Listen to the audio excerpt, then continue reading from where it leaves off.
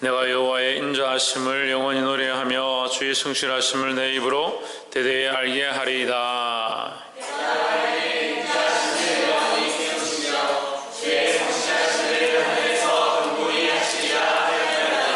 주께서 이르시되 내가 나의 택한 자와 언약을 맺으며 내 종도 다윗에게 맹세하기를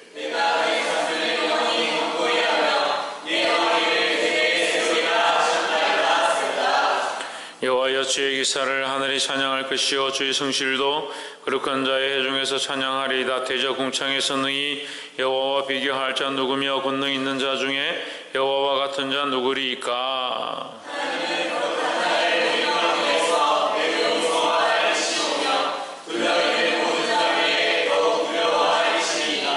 여호와 만군의 하나님이여 주와 같이 능한 자 누구리이까? 여호와여 주의 성실하심이 주를 들렀나이다. 주께서 바다의 흉흉함을 다스리시며 그 파도가 일어날 때에 평정케 하시나이다.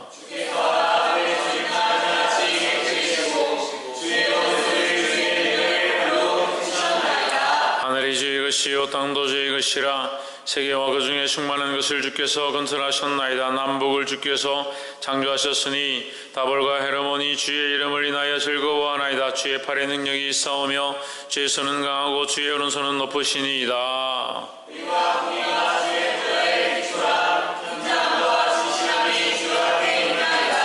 즐거운 소리를 아는 백성은 유복한 자라.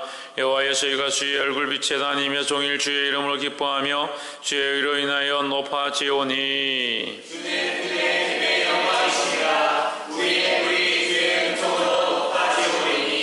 우리 왕편은 여호와께 속하였고 우리 왕은 이스라엘의 거룩한 자에게 속하였음이니이다. 주께서 이상 중에 주의 성도에게 말씀하시기를 내가 돕는 일을 능력 있는 자에게 더하며 백성 중에서 택한 자를 높였으되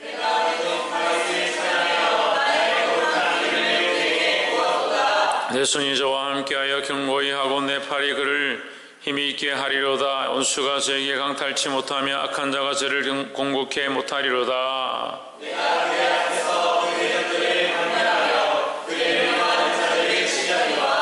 나의 성실함과 인자함이 저와 함께하리니 내 이름을 인하여 그 뿔이 높아지리로다. 내가 또 그 손을 바다 위에 세우며 오른손을 강들 위에 세우리니 저가 내게 부르기를 주는 나의 아버지시오 나의 하나님이시오 나의 구원의 바위시라 하리로다.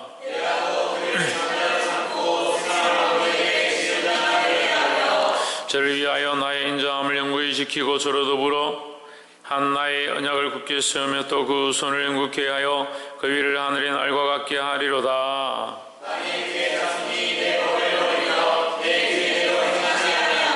내 일위를 파하며 내 계명을 지키지 아니하면 내가 지팡이로 저희 범과를 다스리며 지적으로 저희 죄악을 징책하리로다. 그러나 나의 인자함을 그에게서 다 거두지 아니하며 나의 성실함도 피하지 아니하며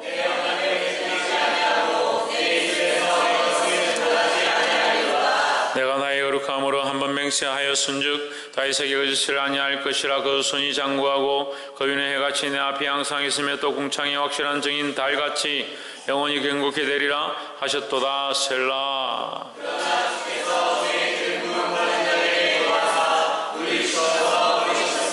주의 종의 언약을 미워하사 그 관을 땅에 던져 욕되게 하셨으며 제 모든 울타리를 파괴하시며 그 보장을 해파하셨으므로 길로 지나는 자들에게 다 탈취를 당하며 그 이웃에게 용을 당하나이다.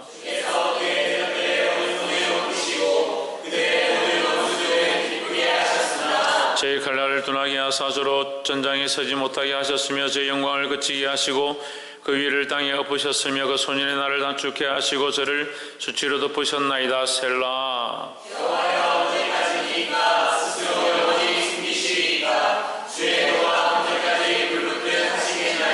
나의 때가 얼마나 단축한지 기억하소서. 주께서 모든 인생을 어찌 그리 허무하게 창조하셨는지요. 누가 살아서 죽음을 보지 아니하고 그 영혼을 음부의 근처에서 건지리까. 셀라.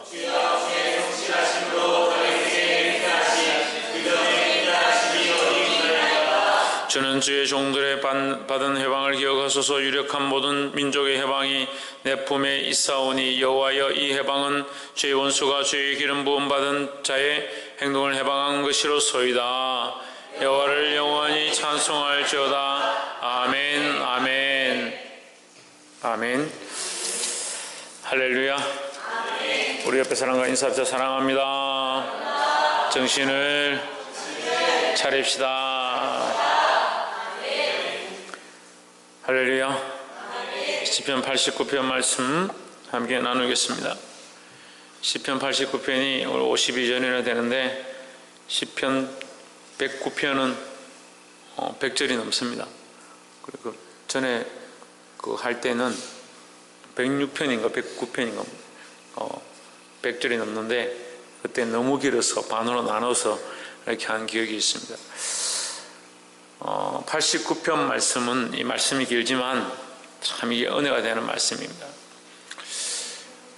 우리가 이 말씀을 조금씩 깊이 있게 보고 그 말씀의 뜻을 알아갈수록 하나님 우리를 향하신 거룩한 뜻이 있다는 것을 보게 됩니다. 말씀이 그냥 우리에게 주어진 것도 아니고 아무 이유 없이 그냥 기록된 것이 아니라 이 말씀은 살아있어서 오늘도 우리의 삶 가운데 그 수천 년 전에 기록되었다 하더라도 말씀이 살아있기 때문에 지금 우리에게도 똑같이 효력이 있고 우리 삶의 구체적인 현장 가운데 말씀하고 있다는 것을 보아야 될 것입니다. 89편 1절에 내가 여호와의 인자하심을 영원히 노래하며 주의 성실하심을 내 입으로 대대에 알게 하리이다 했습니다. 내가 뭘 노래하느냐? 하나님의 인자하심을 노래한다. 내가 내 입으로 대대에 뭘 알게 하느냐? 하나님의 성실하심을 알게 한다. 우리의 입술의 노래와 고백은 나의 어떠함과 나의 노래를 잘하는 것과 나의 어떤 멋있는 부분들을 자랑하는 것이 아니라 우리의 입술의 고백과 우리 말의 묵상은 반드시 하나님을 높이는 것이 되어야 한다는 거죠. 그래서 이 말은 다시 말하면 우리의 신앙 고백이다라는 겁니다.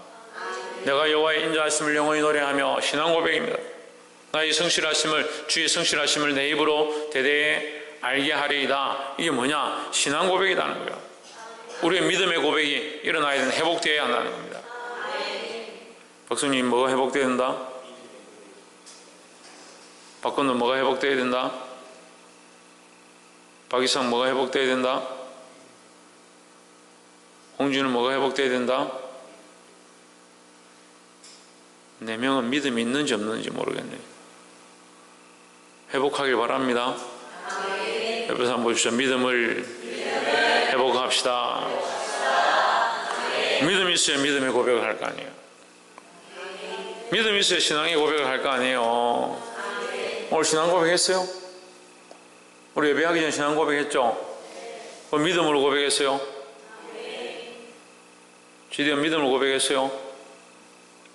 전능하사 천지를 만드신 하나님 아버지를 내가 믿사오며. 이게 뭐예요? 우리의 믿음에, 우리의 신앙의 고백이 되는 거예요. 믿는 거. 아무 생각 없이 자꾸 외우면 안 돼요. 믿음의 고백으로 드려야 된다는 겁니다. 3절에 주께서 이르시되 내가 나의 택한 자와 언약을 맺으며 대종 다윗에게 맹세하기를 했습니다. 이 시편 말씀을 이렇게 쭉 우리가 묵상하면서 지금 최근 들어보는 말씀들의 핵심 단어가 뭐냐? 이 언약인 것 같아요. 언약. 하나님은 무엇을 하기 원하시는 하나님이냐? 언약하기 원한다. 하나님은 언약의 하나님이다 라는 거죠. 언약이라는 것은 서로 약속하는 겁니다.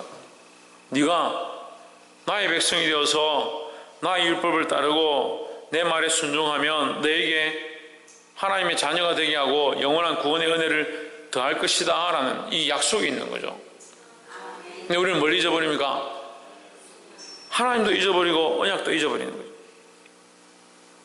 하나님 향한 믿음이 없으니까 하나님도 잊어버리고 이 언약도 잊어버리는 거예요. 사는 것도 자기 마음대로 살고 하나님과의 관계도 잊어버리고 하나님의 전능하심도 잊어버리고. 하나님은 어떤 하나님이시다? 언약의 하나님이다 라는 거예요. 언약의 하나님의 그 단어 앞에 뭐가 있습니까? 택한 자가 있습니다. 그럼 아무나 언약하느냐? 하나님 아무나 보고 언약해치고 아무나에게 말씀을 주시고 아무나에게 율법을 허락하시냐? 그렇지 않습니다. 율법을 받은 것이 우리에게 고행과 어려운 상황이 되는 것이 아니라 율법을 받았다는 것 자체가 말씀대로 살아야 된다는 이유 자체가 하나님의 자녀가 되어서 이 말씀대로 행동하고 이 계명을 지켜야 하는 이유 자체가 하나님께서 특별히 사랑하셔서 선택한 자의 모습이다라는 거예요. 근데 이런 가치관이 없으니까 말씀을 우리에게 주시고 율법을 주시고 계명을 주시면 왜 우리를 이렇게 힘들게 만드나? 왜 나에게 이런 것들을 요청하시느냐? 그런 착각을 하는 겁니다. 불효가 뭐예요? 불효가 효를 하지 않는 거죠. 효는 누구에게 하는 겁니까? 부모에게 하는 겁니다. 그럼 부모를 대적하는 자는 불효하는 거죠. 부모를 대적한다는 것은 왜 태어났냐는 거예요. 왜 태어났냐는 거예요. 부모가 이렇게 해라, 이렇게 사는 게 맞다, 이렇게 행동해야 된다라고 하면 왜 나를 괴롭게 하냐고. 당신은 왜 존재해서 나를 이렇게 힘들게 만드냐고. 그런 어리석은 대답이 어디 있어요? 하물며 인간에게도 그런 모습 가운데 그런 질서를 주셔가지고 부모의 말씀을 따르면 그것이 허라고 말하고 있는데, 우리가 하나님의 말씀과 계명을 지키면 하나님의 백성으로 사는 온전한 모습이라는 거예요. 우리가 신앙의 고백을 했습니다. 우리는 하나님의 자녀입니다. 우리 입술을 통하여, 우리 노래를 통하여 하나님의 인자하심을 찬양하겠습니다. 하나님의 성실하심을 고백하겠습니다. 그렇게 해놓고 어떻게 생각하냐? 하나님께서 이렇게 살아라, 이것이 나의 법이고 나의 말씀이다, 이것이 나의 계명이다 하면 왜 우리를 자꾸 힘들게 만듭니까? 왜 우리를 자꾸 구속하고 괴롭게 만드십니까? 그런 착각을 하는 거예요. 그래도 이해가 안 돼요. 부모님 여러분에게 효도해라, 부모님 말씀 잘 들으라 하면 왜 나를 괴롭게 만듭니까? 그렇게 생각합니까? 그런데 요즘 아이들 그렇게 생각하더라고. 부모님 말 좀 들으라 하면 왜 자꾸 나를 힘들게 자꾸 그렇게 합니까? 라고 생각하는 거예요. 효도할 마음 자체가 없는 거죠. 우리가 누구의 백성이냐? 하나님의 백성이고. 우리가 누구의 자녀냐? 하나님의 자녀다는 거예요. 26절을 한번 보세요. 저가 내게 부르기를 주는 나의 아버지시오 나의 하나님이시오 나의 구원의 바이시라 하리로다 하십니다. 26절에 뭐라고요? 나의 아버지시다. 나의 아버지.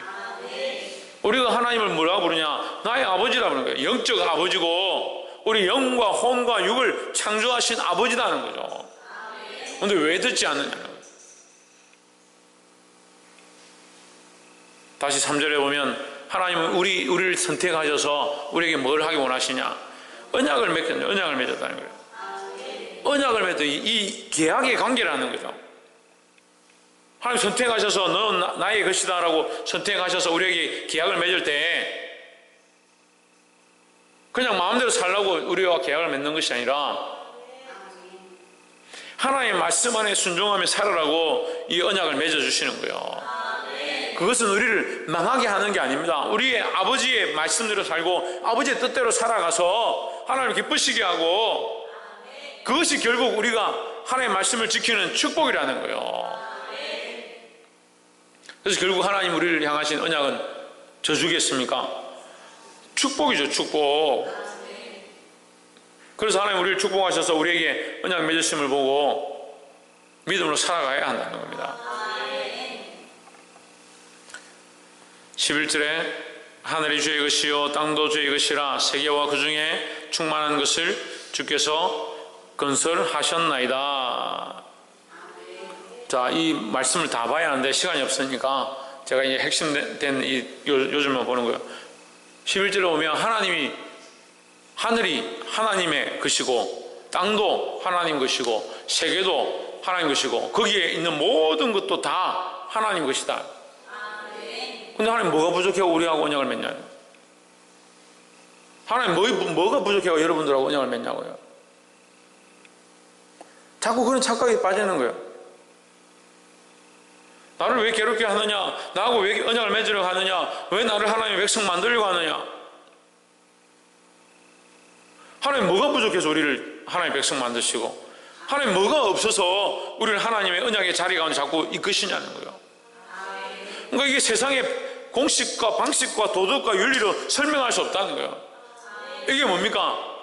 하나님의 속성이시고 하나님의 사랑이라는 거죠. 그 하나님이 그 사랑으로 불러서 하나님 자녀 삼으시고 하나님의 언약의 관계 가운데 이끄시는데도 자꾸 불평불만하고 자기 살고 싶은 대로, 자기 마음이 이끄는 대로, 내 정욕이 이끄는 대로, 내 욕심이 이끄는 대로 자꾸 살려고 하는 거예요. 보게 되길 소망합니다. 두 번째는 19절에 주께서 이상 중에 주의 성도에게 말씀하시기를 내가 돕는 힘을 능력 있는 자에게 더하며 백성 중에서 택한 자를 높였으되 20절 내가 내 종 다윗을 찾아 나의 거룩한 기름으로 부었도다. 다윗을 찾아와 같은 단어를 우리가 했죠. 뭡니까? 택하여죠. 택하여. 그 하나님께서 찾아서 택하셔서 그럼 하나님 우리를 찾으셨다는 거예요. 옆에서 아버지 하나님은 당신을 찾으셨습니다. 하나님 우리를 찾으셨고 우리를 선택하셨다는 거예요. 그래서 우리는 택하신 족속이요 거룩한 나라요 왕같은 제사장이라는 거예요. 또한 그의 소유된 백성이다. 하나님이 선택하셨고 하나님 우리를 찾으셨다는 거죠. 뭐가 부족해서? 하나님의 부족함이 있어서 우리를 찾으신 게 아니다라는 거죠.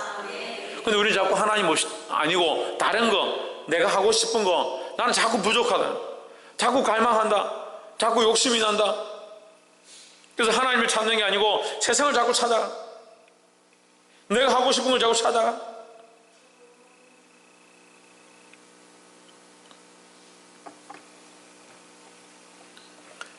하나님 우리를 찾으셔서 거룩한 기름을 부으셨다.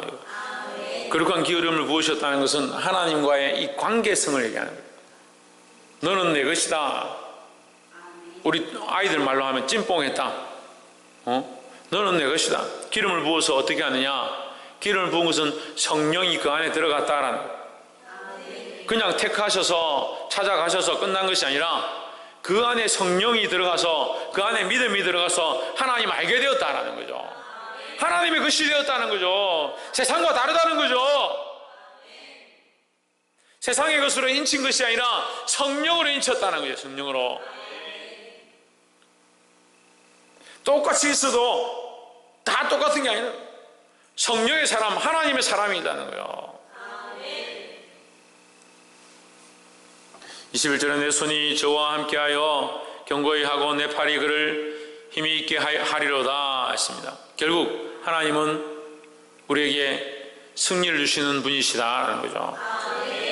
첫 번째는 뭡니까? 하나님 우리와 언약하기를 기뻐하시는 분이다 하는 거죠. 두 번째는 뭡니까? 방금 얘기했잖아요. 하나님은 우리를 도우셔서 승리하게 하시는 분이다라는 거죠. 그럼 하나님의 이 관여와 하나님의 이 도우심은 뭐냐? 우리에게 승리를 주기 원하는 것이라는 거죠. 그런데 하나님 도우심과 관여와 인도하심이 있어도 우리는 자꾸 어떻게 하느냐? 자기 하고 싶은 걸 하는 거예요. 자기 하고 싶은 것들 끊어야 돼요. 옆에서 한번 보시죠. 자기가 하고 싶은 것을 끊읍시다. 누가 하고 싶은 것을? 내가 하고 싶은 것을 끊고 누가 하고 싶은 것을? 하나님께서 기뻐하신 것을 해야 되는 거예요. 그게 뭐 하는 길이다? 그게 승리하는 길이라는 거예요. 22절 원수가 제게서 강탈치 못하며 악한 자가 저를 공격해 못하리로다. 하나님은 계속 어떤 관점을 가지고 있느냐? 우리를 찾아서 만나서 택하셔서 우리에게 능력을 더하시고 은혜를 더하시고 기름을 부으시고 우리를 승리케 하시고 이기게 하시고자 하는 것이 하나님의 방법이라는 거죠. 근데 우리는 어떻게 하냐? 이 하나님을 멀리 하려고 하고 하나님을 피하려고 하고 도망치려고 하고 내가 원하는 것들 쫓아가고 세상의 욕심을 쫓아가고 결국 하나님과 분리되어서 세상이 원하는 것을 하다가 실패하고 망하고 쓰러지는 것을 오히려 원한다는 거예요.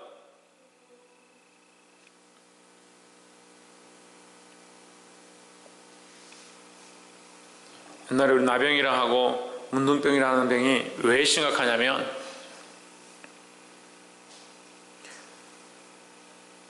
나병 환자들이 모여서 같이 밥을 먹어요. 같이 밥을 먹으면 먹다가 국에 뭐가 퐁당 빠져요. 밥을 이렇게 먹고 있는데 뭐 퐁당 빠져요. 보면 손가락이 떨어져서 국에 빠지는 거예요. 아프지 않아요. 문둥병이 왜 무섭냐면 아프지가 않아요. 손가락이 떨어지는데도 발가락이 흘러내리는데도 아프지가 않아요. 그게 나병이에요. 하나님 저주하신 병 중에 하나죠. 물론 나병 환자들이 들으면 기분이 안 좋겠지만 어쨌든 병 중에서는 그 병이 특별히 좋지 않은 병이다라고 성경에서 하나님이 저주를 받은 자, 저주를 받은 병의 모양으로 얘기를 하고 있습니다. 왜 심각하냐? 이게 떨어져 나가고 썩는데도 모르는 겁니다. 우리가 영적으로 썩어가지고 우리의 심령이 메말라가고 죽어가고 하나님과의 관계가 무너져 있고 이 통로가 막혀서 기도하는 것을 잊어버리고 이전에 하나님 배 엎드려서 회개하고 부르짖었던 그 은혜가 있는데 그게 막혀가고 끊어져 가고 있는데도 썩어가고 있는데도 못 느끼고 있는 거, 그게 얼마나 심각한 문제냐는 거예요. 하나님 오셔서 우리 이것들을 회복케 하기 원하시는 줄 믿습니다. 23절 이 말씀이 계속 연결되는 거예요. 내가 주의 앞에서 그 대적을 박멸하며 원수를 박멸하며 그를 미워하는 자들을 치려니와 24절 나의 성실함과 인자함이 저와 함께하리니 내 이름을 인하여 그의 뿔이 높아지리로다 하십니다. 이 뿔은 뭡니까? 싸우는 뿔이죠. 싸우는 뿔. 소가 이렇게 싸울 때 뭐로 싸웁니까? 뿔로 싸우죠. 이게 뿔은 뭐냐? 이 전쟁을 위한 것이라는 거죠. 우리가 영적인 전쟁을 할 때 뭐로 싸우냐? 뿔로 싸우는 거죠. 뿔이 높아져야 이기는 겁니다. 높은 뿔, 긴 뿔을 가지고 있는 자가 이기는 거죠. 기사로 얘기하면 긴 창과 강한 창을 가지고 있는 사람이 이기는 것처럼 짐승들도 긴 뿔을 가진 짐승이 싸워서 이기는 거예요. 우리의 영적인 이 뿔 누가 높여주시냐? 하나님이 높이시겠다라는 거죠. 마지막 세 번째로 30절에 만일 그 자손이 내 법을 버리며 내 규례대로 행치 아니하며 했습니다. 다윗과의 언약에 대해서 얘기를 하시는데 다윗을 내가 찾아 만났고 내가 택한 자고 그에게 나의 자녀로 그를 불렀고 그에게 능력을 줘서 그를 승리케 할 것이고 이렇게 했습니다. 그러니까 하나님께서 언약으로 맺어서 그를 구원하고 은혜로 인도하셨는데 그의 자녀들이 어떻게 하느냐? 만일 그의 자손이 내 법을 버리며 내 규례대로 행치 아니하며 31절 내 율례를 파하며 내 계명을 지키지 아니하면 하나님께서 계속 인자를 베푸시고 계속 자비를 베푸셔서 내버려 두느냐. 그런데 이걸 모르는 거예요. 이걸 모르는 거예요. 한국 교회가 왜 썩어가느냐? 썩어가는 분명한 문제가 있는 겁니다. 한번 교회 다녔고 예수 믿으면 천국 간다라고 생각하고 있으니까요. 지금도 두렵고 떨려야 되는데 한번 예수 믿으면 천국 가는 거 맞죠? 그런데 내가 온전히 믿었는지 그 믿음이 아직도 가지고 있는지 내 그 믿음이 구원에 이르는 믿음이었는지 그때만 잠시 생각했던 믿음이었는지 그걸 믿음이라 인정해 주시는 건지 어떻게 하냐고요? 누가 하냐고요? 그게 무슨 비크에 재가지고 몇 그램 희생되면 믿음이다. 이거 구원받을 만하다. 기준량이 어디 있냐고요? 누가 하시는데요? 하나님 하시잖아요. 근데 사람의 기준은 뭐예요? 그냥 저 사람이 눈물을 흘렸냐? 열심히 정말 진심을 다해서 하는 것 같으냐? 목소리가 얼마나 크냐? 얼마나 흥분했느냐? 두 번, 세 번 간절하게 하느냐? 그건 사람이 보는 그냥 기준이잖아요. 그걸 어떻게 알아요? 어떻게 알아요? 32절에 내가 지팡이로 저희 범가를 다스리며 회초리로 그들의 죄를 다스리며 채찍으로 그들의 죄악을 벌하리로다 했습니다. 하나님 그냥 두지 않는다. 하나님의 계명을 떠나 있는 하나님이 택한 백성의 자녀라 할지라도 하나님의 말씀을 떠나고 계명을 떠나고 하나님의 율례를 버리면 하나님 그냥 두지 않고 회초리로 반드시 치신다는 거예요. 채찍으로 그들의 죄악을 반드시 갚으신다는 거죠. 저는 이런 일들을 너무 많이 겪었어요. 근데 한편으로 보면 왜 하나님 다른 사람들 놔두고 왜 나를 치십니까? 그런 고백을 할 때가 있어요. 아니 나름대로 그래도 믿음으로 살고 나는 저 사람들보다 나는 더 하나님 앞에 엎드리지 않습니까? 근데 여러분 내놓은 자식을 뭐하러 때립니까? 내놓은 자식을 왜 책망할 겁니까? 자식 안 낳아봐서 모르지. 하윤이를 내놓고 우리 자식 아니다 하면 하윤이 뭐하러 상관하냐고 뭐하러 키우냐고요. 창조가 우리 자식 아닌데 내가 뭐하러 뭐래요. 우리가 사랑하고 내 자식이고 내가 책임을 맡았기 때문에 책망하고 바른 길을 가게 하는 거죠. 하나님의 이 회초리와 채찍은 우리를 사랑하시는 모양이라는 거죠. 근데 우리가 두려워해야 되는 겁니다. 하나님이 사랑하는 모양이지만 이 채찍과 하나님 회초리가 하나님의 사랑의 모양이니까 자꾸 하나님 사랑의 모양을 받고 싶다. 그걸 사모한다. 하나님 자꾸 때려주세요. 그럴 위인이 어디 있습니까? 그건 아니죠. 그런데 인생이 어리석어요. 자꾸 맡기를 원하는 거예요. 그 이사야의 말씀을 통해서 뭐라 합니까? 너희가 머리끝부터 발끝부터 정수리까지 맞고 터지고 싸맨 것 뿐이다. 더 이상 때릴 데도 없다. 그런데 왜 돌아오지 않느냐는 거예요. 더 이상 때릴 데도 없고 더 이상 너희를 더 책망해서 너희가 죽을까 걱정되는데 왜 정신을 차리지 않고 돌아오지 않느냐 말씀하시는 거예요. 그만큼 어리석은 인생이 그만큼 어리석은 거예요. 자기 하고 싶은 것하고 자기 좋아하는 것만 쫓아가면 33절에 그러나 나의 인자함을 그에게서 다 거두지 아니하며 했습니다. 이 그러나가 있죠. 이 그러나는 앞에 문장이 없기 때문에 그러나가 아닙니다. 내가 너희를 때리지 않겠다. 그러나가 아니에요. 너희를 때리겠다. 그러나 하는 거죠. 하나님의 인자하심이 여전히 있다는 거죠. 하나님의 성실하심이 여전히 있다는 거예요. 하나님의 인애가 여전히 있다는 거고 하나님의 사랑이 여전히 있다는 거예요. 우리를 치시고 정신을 차리게 하고 징벌하시지만 그러나 하나님은 여전히 인자하시다는 것을 말씀하고 있는 거예요. 근데 이걸 모르는 사람은 어떻게 합니까? 원망합니다. 하나님 왜 나에게 이렇게 하십니까? 왜 내 삶에 이런 문제가 있습니까? 원망하는 겁니다. 그거 하나님 모르는 거예요. 하나님 모르니까. 하나님 모르니까 원망하고 불평하고 우리가 그 잘못된 길을 가고 내가 하나님의 말씀을 벗어나서 징벌받고 책망받고 징계받고 있는 이때에 어떻게 해야 되냐? 더 하나님 앞에 엎드려야 되는 거예요. 그런 하나님께서 우리를 치신다 할지라도 아주 망하게 하지 않는다. 왜요? 하나님의 인자와 성실함이 여전히 있기 때문이다 하는 거죠. 이것은 다시 돌아가면 뭐가 연결되었기 때문에? 언약의 관계이기 때문에. 하나님께서 맺으신 언약의 관계이기 때문에 우리를 완전히 망하게 하지 않으신다는 거죠. 34절 내 언약을 파하지 아니하며 그래서 여기서 다시 말씀하는 거예요. 나는 너희를 완전히 망하게 하지 않을 것이다. 내가 너희를 치고 너희를 징벌하겠지만 그것은 너희가 돌아오고 회개하고 다시 그 자리를 찾기 원하는 것이지 나는 여전히 너희에게 인자와 성실함으로 행할 것이다. 왜? 내 언약을 깨트리지 아니하기 위해서. 나는 너희를 언약의 관계로 불렀기 때문에 나는 너희를 언약의 관계로 내가 찾았기 때문에 나는 너희를 언약의 관계로 택했기 때문에 내 입술에서 낸 것은 변하지 아니하리로다 했습니다. 이 내 입술에서 낸 것은 변하지 아니하리로다는 것은 이 말씀의 전체 문장에 있는 내용들을 다 감축하고 있는 거예요. 하나님은 뭐다? 성실하시다. 신실하시다. 변하지 않고 그 약속들을 바꾸지 않으신다라는 거죠.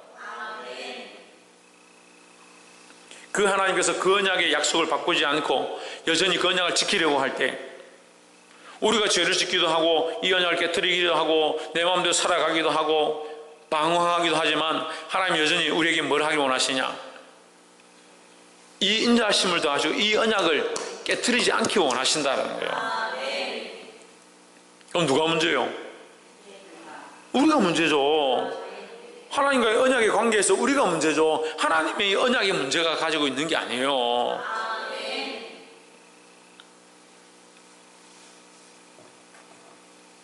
마지막에 세 번째가 진노 중에 긍휼을 베푸시는 하나님입니다. 왜 그렇습니까? 박창조, 하나님 왜 진노 중에 긍휼을 베푸십니까?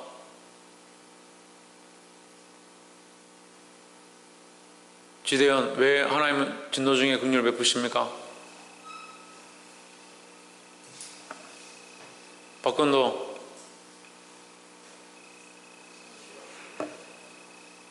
박이삭,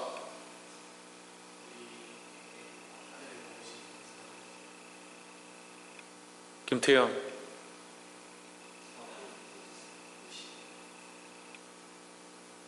홍진우, 신희경, 신성경. 그걸 하나님 여전히 사랑하시기 때문이죠. 이 말씀을 시작할 때 제가 얘기했어요. 하나님은 사랑으로 우리에게 행하신다는 거. 왜 찾았느냐? 언약에 맺기 위해 찾았죠, 그죠? 예, 그렇게 하면 끝나지만 그것은 시작이고요. 원래 왜 찾았냐요? 사랑하시기 때문에 찾았다고. 사랑하시기 때문에 우리를 찾아서 선택하셨다고요. 그 하나님의 그 사랑이 끝나지 않는 겁니다. 그 사랑으로 우리가 언약하신 그 관계 속에서 이 관계를 우리는 자꾸 깨려고 하고 우리는 자꾸 잘못된 길로 가지만 하나님은 이걸 깨기 원치 않는 거예요. 언제까지? 내 입술에서 낸 것은 변하지 아니하라 영원토록 변하지 않는다는 거예요. 이 말씀을 깨닫고 변함없으신 하나님 앞에 정신을 차리고 서기를 주의 이름으로 축복합니다. 기도하겠습니다.